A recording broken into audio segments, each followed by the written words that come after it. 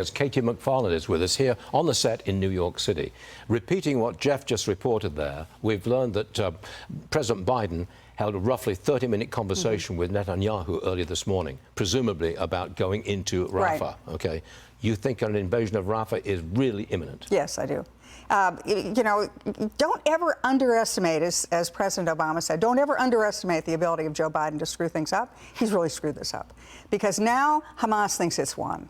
Because the president has publicly said, his people have said, well, we're going to slow walk weapons resupply to Israel. We've warned Israel, don't go into Rafah. Israel knows it has to go into Rafah, has to finish off the job. The job's only about half finished to eliminate Hamas.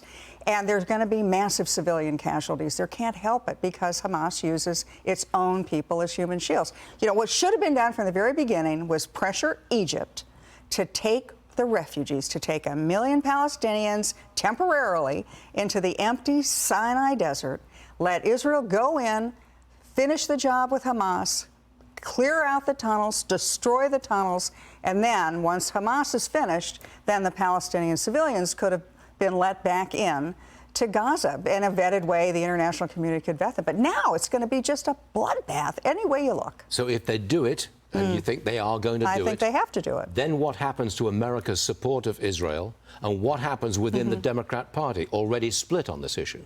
Well, that's why Hamas thinks it's won, because it's won. If Israel goes in, it wins, because that way there's a lot of civilian casualties. It splits the Democratic Party. Biden has to, ameliorate his far left of his party so he can get the votes in Michigan and win the nom. And on the other hand, if Israel doesn't come in, well, Hamas wins then. Again, unbelievable screw up in this. What about the refugees from Gaza coming to the United States, and some colleges sponsoring Palestinians to come here on scholarships, to come to colleges here? What's going on here? They're not going to be That's another way of Hamas winning.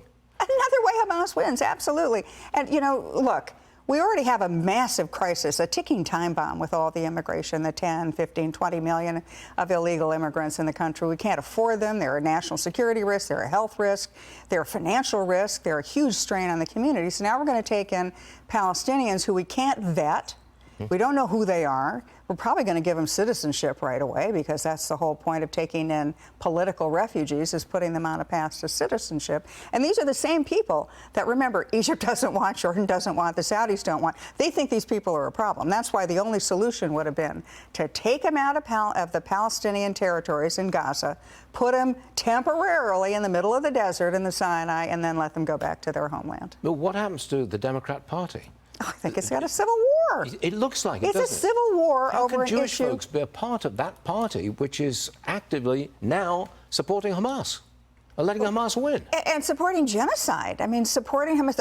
Let's just think through what's going to happen this summer at the Democrat convention in Chicago. It's going to be worse than 1968, because now you have the far left of the Democrat Party. They're mad at Joe Biden. They say, oh, you're committing genocide. You're siding with Israel. And then on the other hand, you have the other people who are mad at Joe Biden because he isn't supporting Israel enough. So somehow Joe Biden, I guess, has managed to unite all these people against him. But politically, it's just a nightmare for him. It is indeed. KT McFarland, always great, especially to have you in the studio. Thank you. It's a pleasure. Appreciate it always. Thank you.